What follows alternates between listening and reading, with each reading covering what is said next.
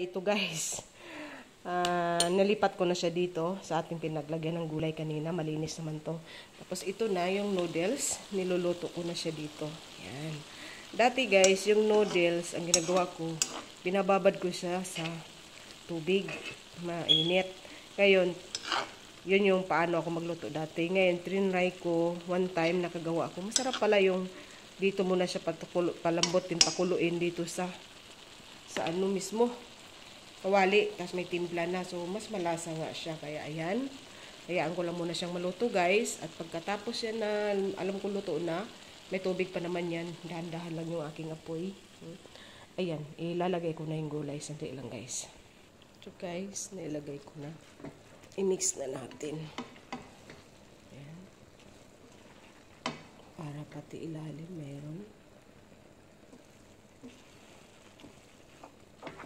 Ayan, ang ganda na tingnan ng kulay, no? Pagpansit talaga. Ayan. Ayan, guys. Tingin ko mahirapan ako mag-mix pag,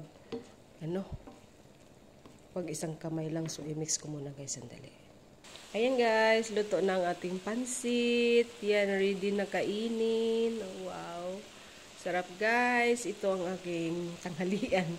Kahit yan lang, pwede na. Kahit pansit lang. May walang kalamansi dito, pero mayroon naman limon, so pwede na yan. So, kain tayo guys, pansit. Thank you guys, thank you for watching guys.